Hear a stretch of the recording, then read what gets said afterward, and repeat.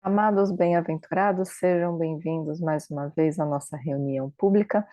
E hoje nós vamos dar continuidade ao livro Amorosidade, no capítulo sobre um chakra bem específico, bem importante.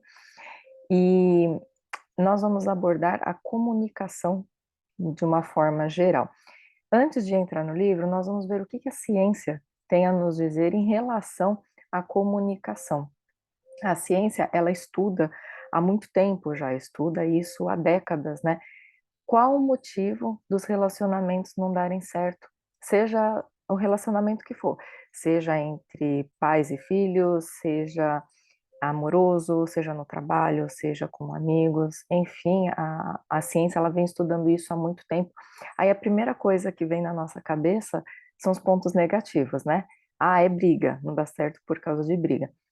Mas a ciência nos mostra que a maneira como a gente comemora os eventos positivos, a gente consegue ter uma previsão de como que aquela relação vai se comportar a longo prazo.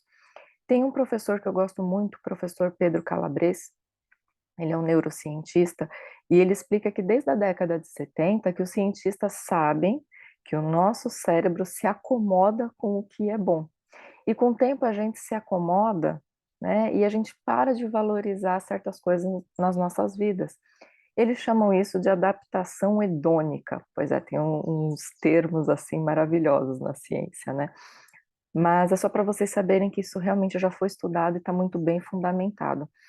É um exemplo disso, um exemplo de como o nosso cérebro se adapta bem, né?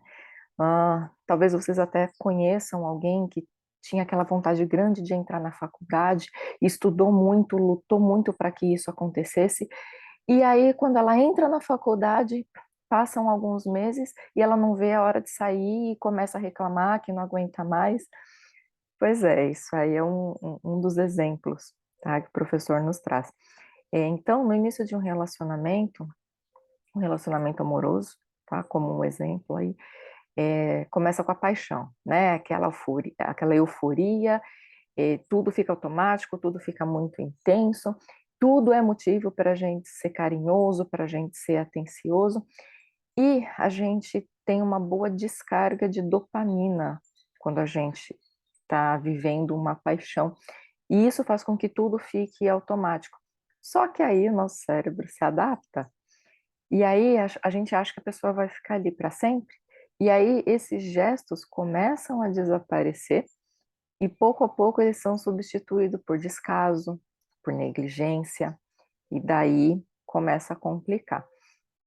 Então, esse é o ponto-chave, que é um entrave aí em todas as relações, que é a comunicação. É, as pessoas que são importantes nas nossas vidas são as que mais se comunicam com a gente. E a maneira como a gente responde a essas comunicações pode destruir ou pode fortalecer a relação.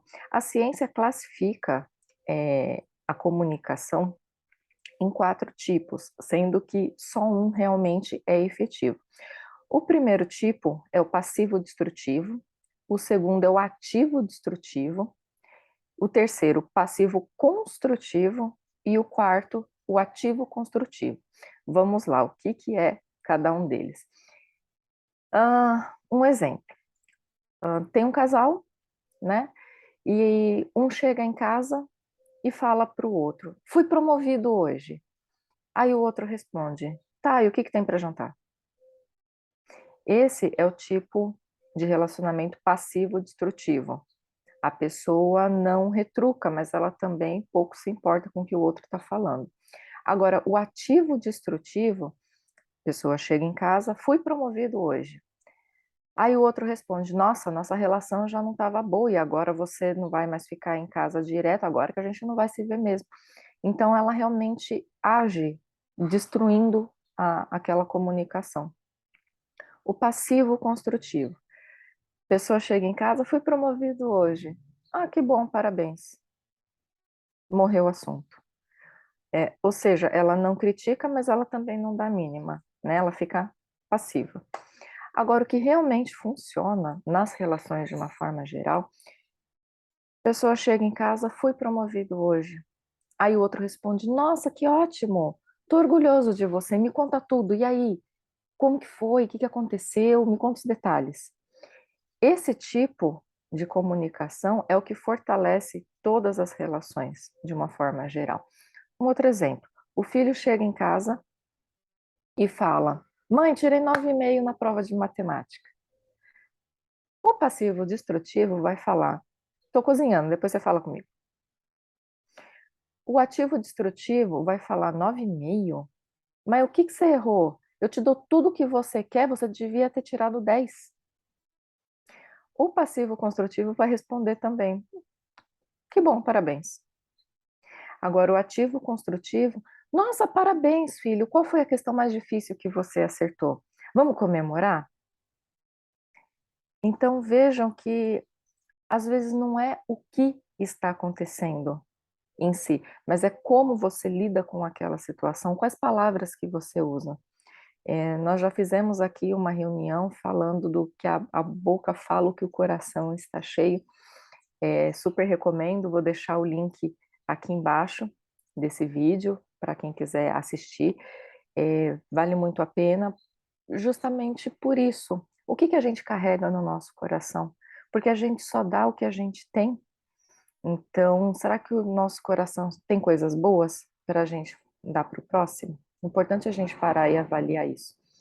O livro Amorosidade, ele vem nos falar sobre o chakra laríngeo. E ele fala que é o alto-falante da alma, né? Sobre o chakra laríngeo, ele é o polarizador da expressão da comunicação, ele que faz o intercâmbio aí das relações humanas. Tudo o que a gente experimenta nas nossas convivências fica estampado nele. Então, quando a gente encontra alguém, por exemplo, e aperta a mão, esse centro de energia, ele entra em ressonância. Ou quando você ouve a fala de alguém, e aí você sabe se o que a pessoa está falando é verdade ou mentira. É esse chakra quem verifica isso. Até a afinidade ou antipatia entre as pessoas são registradas por esse chakra. E o equilíbrio desse chakra também, ele pode ser afetado pelo uso infeliz da palavra. A palavra que fere, a palavra que mente, a palavra que desanima ou que prejudica outra pessoa. E assim também, né, como esse chakra pode ser iluminado, nossa, esse chakra pode ser iluminado por expressões de gratidão, de alegria, de amor e expressões de bondade aí com o nosso próximo. Assim também, como as palavras que não são ditas, pode adoecer esse chakra e pode fazer com que a pessoa se engasgue com os próprios sentimentos. Então, dá aquela sensação de sufoco, aquela sensação de angústia e de pressão mental. Então, é muito importante cuidar da nossa comunicação, saber o que a gente carrega no nosso coração e cuidar para o que nós falamos para o próximo. Nós temos 2 ouvidos e uma boca, que é para a gente falar menos e ouvir mais. Bom, esse chakra também é um chakra que mais fica desalinhado por causa de doença psíquica, doença física também. Mas o que a gente mais observa são as pessoas se intoxicando com aquilo que não conseguiram resolver, tanto no coração quanto na mente. E essa manifestação doentia, principalmente pelo autoabandono, né, que é o que acontece aí com a rejeição. Então, é claro que a gente pode ter coisas de outras vidas que nós carregamos, né? Mas a rejeição, ela causa vários tipos de desorientação emocional e também causa vários conflitos mentais. E isso chega a provocar uma inversão na rotação desse chakra, uma inversão temporária, mas ainda assim ele vira, né? Ele inverte essa rotação do chakra laríngeo. E aí o primeiro efeito que a gente percebe é uma angústia que se instala no chakra cardíaco e rouba a energia do chakra solar. E quando esses chakras estão assim, temos assim como sintoma imediato um cansaço físico, uma tristeza, uma tristeza profunda, uma tristeza persistente, uma confusão mental, um sono alterado e que a gente não descansa e a gente também não consegue repor as nossas forças, acaba diminuindo o apetite e a gente acaba tendo algumas doenças no aparelho respiratório. As famosas ites, né? Rinite, sinusite, faringite, então elas acabam aparecendo. E aí, a pessoa que carrega esse chakra laríngeo com essa rotação invertida, ela também acaba se tornando um vampiro nos relacionamentos, porque ela acaba sugando a energia alheia. Às vezes ela nem tem a intenção, às vezes ela nem percebe, mas sim, ela acaba sugando a energia das outras pessoas. É uma reação natural, tá? Pode ser inconsciente, mas é uma reação aí de uma revolta de quem se sente rejeitado. Então, o chakra laríngeo, ele é determinante em muitos assuntos aí de fluência, de relacionamento, ou quando trava um relacionamento. Então, algumas experiências tristes, algumas experiências amargas, ou até as experiências felizes que nós temos em relacionamentos, essas experiências, elas formam um tipo de um casulo que movimenta, onde se movimenta o espírito. E aí pode formar a prisão desse espírito ou a libertação, né? A ascensão aí para reinos espirituais mais felizes.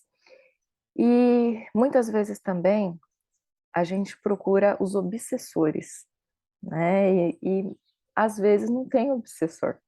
Às vezes é só uma doença energética nos chakras, né? Uma doença que exige atenção, exige mudança de postura, exige uma orientação apropriada para a gente poder melhorar aí esses potenciais. Então, somente com uma educação emocional, uma educação voltada para o nosso amor próprio, para o nosso auto-amor, a gente consegue organizar essas estruturas sutis aí do ser e a gente consegue ordenar elas na direção, na melhor direção, para ser bem aproveitada nas nossas relações. E aí sim, nós podemos encontrar algumas lições que serão libertadoras e curativas. Bom, chegando ao final da nossa reunião pública, vou deixar um desafio hoje para vocês, para vocês passarem essa próxima semana ouvindo mais as pessoas e falando menos. E nesse ouvir mais, tentar aplicar a comunicação ativa construtiva. Então, qual que é o desafio? Larguem o celular um pouco, tá? Pessoas são reais.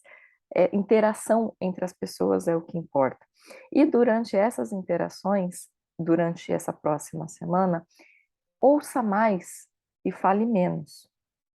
Pergunte mais e afirme menos. Porque a gente tem mania de a pessoa estar falando com a gente ficar afirmando como se só a gente tivesse a verdade absoluta, né? Então pergunte mais para a pessoa, queira saber mais detalhes ao invés de você ficar afirmando as coisas. E celebre mais e questione menos.